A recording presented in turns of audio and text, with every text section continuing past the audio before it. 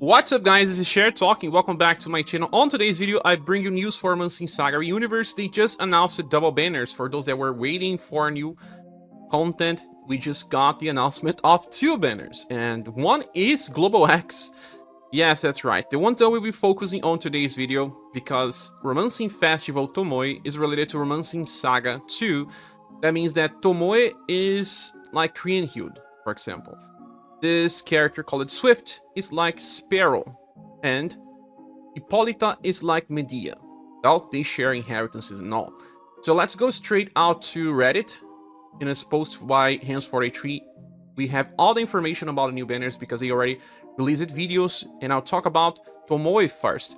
Well, she's in hybrid, a very interesting hybrid to be honest. We have 125% STR, then 100% endurance and will, with 97% agility. All the status that matters for boss fights and even for farming are good enough. She doesn't have much intelligence, love, and charisma, but that doesn't matter.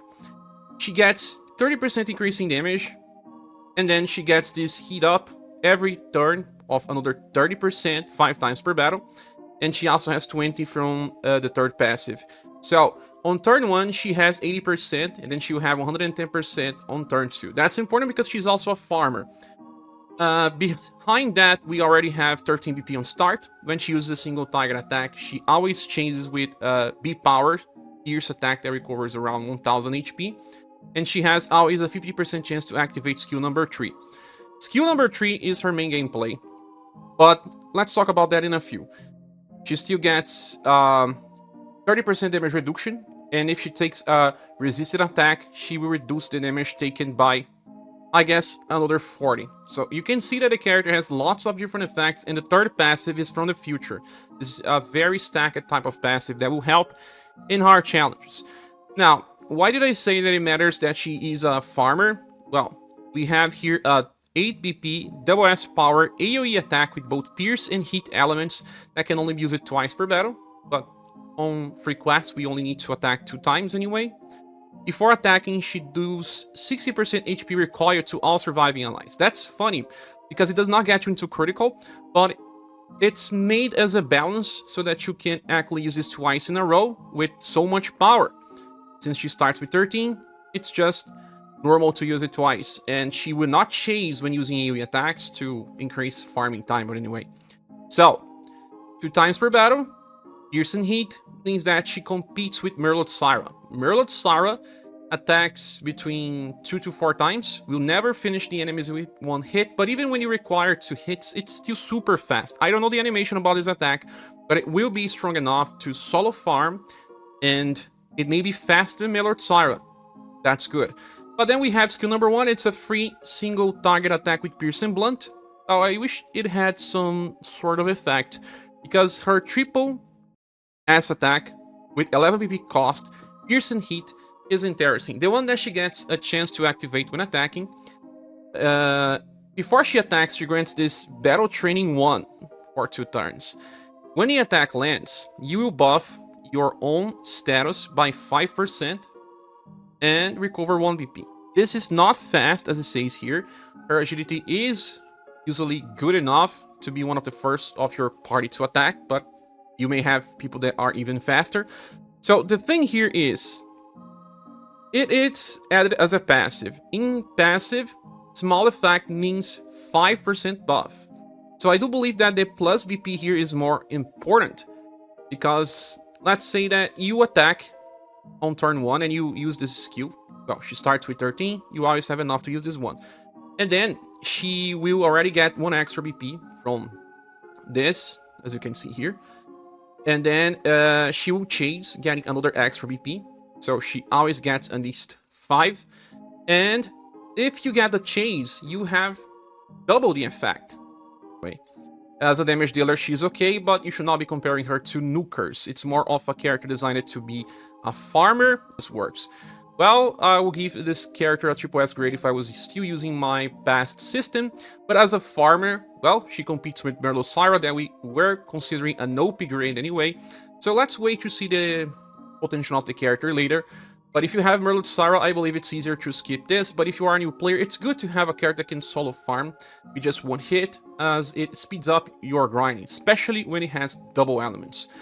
Moving on, we have Swift that uses S's words. Like I said, it's related to Sparrow, so you can inherit skills from Sparrow. But this guy here is very interesting. 122 dexterity, could be higher, but that's good enough. 110% agility is very high. 73% endurance and 81% will. 81 is not dangerous, so just average for current standards. We have 13 BP on start, and then it fills all on the gauge to the max and grants himself height. This is for the whole fight. When all allies are alive, you have a 50% chance to evade any type of attack. You have another 37% chance to evade resisted attacks via intrinsic, 20% damage potential, and also 40% damage reduction when resisting. So you need to equip this character to resist attacks, and he will be evading most attacks as well. And even if he gets hit, he won't do that much damage because you already have another passive that increases damage taken when attacked. Okay, and we also have this passive called Possessed, that it's active at all times. By the end of a turn, you get 25 points of Overdrive Gauge. And when you are on Overdrive, you will always chase with skill number 3. Skill number 3, oh my god. This character is very strong. He competes with Kihachi. That's right, or top damage dealer that cannot even be graded since she is above everything else. But there is something here. Kihachi needs to land weak attacks to trigger her chases. This character doesn't. It always chases. But there is something here. It's a 13 BP attack with D power. Okay, D power is higher than E. But Kihachi also applies that weak defense down. This character doesn't. And it has Pierce and Cold. Well, Kihachi is Slash and Cold. On Cold they compete, but they can also use it together. If Kihachi goes first and she applies the weak defense down effect, you can just use this guy right after, and all bosses that are weak to Cold will just explode. But it attacks between 4 to 9 times. Kihachi is always 8 hits. Well, her hits are a little weaker, but his hits are a little stronger. But the average of 4 to 9 is 6.5. You can get super lucky or you can't. And he will be using it 2 times, while Kihachi attacks 3 times on Overdrive. But Kihachi takes more time to build up to go and attack again, but I don't think there's too much of a difference. Besides, this character still gets 2 BP by the end of a turn, so we have 5 BP per turn, and that's it. You start with 13, so there's some problems with BP generation with a character. But he carries something that he stole from, I believe, Elicid. It's very similar to Elicid, and a little bit similar to Arpina as well. Skill number 2, it's a 3 BP support that will buff dexterity by 40% on rank 1 or 50% on max rank, and will give itself this Possessed again. The Possessed gives 25 points of Overdrive Gauge and will always chase. This is exactly like Elicid, but Elicid is more of a debuffer than damage dealer. So if you want to start a fight with Overdrive because it's already filled, you want to do damage, right? That's what you do. And you get 2 times skill number 3. Then on turn 2, you can use the support skill so that you get more Overdrive Gauge, buff yourself, depending. See, you may already get into Overdrive on turn 3. I don't know how much you get by just using skill number 2. If he gives you something like, I don't know, 25 points of Overdrive Gauge by using the skill, and then you get 25 points by the end of a turn, and then another 25 because you just granted yourself Possessed again, you could get theoretically into Overdrive by turn 3. And in that case, the only problem is that you not have enough BP to use skill number 3 as your first skill. And then what you do is skill number 1, that is free and buffs dexterity by up to 30% on max rank. It's not that bad because it scales, then every hit will do more damage. And after that, what you can do is to use second skill again. Since you get 5 and you use only 3, you will build up your BP up to you can use the third skill again. So it's kind of a mix of how Arpina and Kihachi work, but it's pierce damage, and pierce damage is much higher than Slash, for example, and it does not rely on landing weak attacks like Arpina works. So this damage can scale super well and do a lot. And you can even wait, for example, and try to break from some HP gauges and start to fight and use this skill number 2 2 times. And then on turn 3, you can use skill 3, and then you will chase another 3 times. That's right. The only thing I wanted is something like, I don't know, an attack boost with each hit, so that the game will just scale even better. But okay, you are buffing your dexterity as well by using skill 2, so damage can scale super well anyway. So the character has damage, it has damage reduction, it has evasion, so a very strong character and probably the second best damage dealer in the game right now. So just behind Kihachi, and especially because it uses pierce damage that we don't have so many strong nukers, I kind of believe it will be an important damage dealer for current content where most bosses are just, I don't know, HP sponges, and if you don't kill them fast, they keep triggering hit-ups and or just decreasing your power, and eventually it just becomes a problem. So, an OP grade character. And the third one is Hippolyta, that uses spears. Like I said, this one is like Medea, but changing the weapon type. And starts with 130% STR, and that's the highest STR value we've seen. 90% endurance and 90% will. Those are okay values. Then we have okay agility and intelligence. It has intelligence because it can debuff, and you can inherit skills from Medea as well if you want. Starts the fight with 12 BP, then when attack lands, recovers 1 BP. Buffs STR, endurance, and will by 15% when attacking as well. Now, on turn begins, if the overdrive gauge is full, it will grant yourself a Morale Up Extreme. I believe this buffs damage by 50%. But if it's not full, it does not start full, it will grant yourself this Hellfire passive. Hellfire passive lasts for 10 turns. I don't know why it has 10 turns to last, but it gives you a skill that will activate on overdrive. That is skill number 2. That's a 10 BP skill and you have to use it manually. That attacks 3 times, randomly, with a deep power attack that's slash and heat. And grant yourself an attack boost of large effect. And in this case, I believe it's 20% for each attack. Only that turn, so there is a trick behind this. I'll be talking in a few. So, if you don't start with the overdrive gauge, feel it. That means that you will get this on turn 1, maybe on turn 2, maybe on turn 3, depending on boss behavior. You get 8 points of overdrive when you are attacked. Depending on the skills that you are using, you get another overdrive point. So, generally speaking, old characters get into overdrive by turn 4. Let's say that you got 3 chases of Hellfire, turn 1, 2, and 3. You can just use the skill number 2 if you want, or skill number 3. Skill number 3 is even better because this one is a triple S power attack, slash and heat, and grants yourself another Hellfire. That's right. So just 2 extra BP to get the same skill number 2 for free. I don't know if it will trigger on the same turn, but I do believe. So, but this time it lasts for just 5 turns, so you have to use it faster. But who takes more than 5 turns to use overdrive anyway? Let's say, again, that you are on turn 4, for example, and you attack with your skill number 3. So far, you have been using weaker attacks. Maybe skill 1, that is a 3PC power attack that can debuff STR by up to 20%.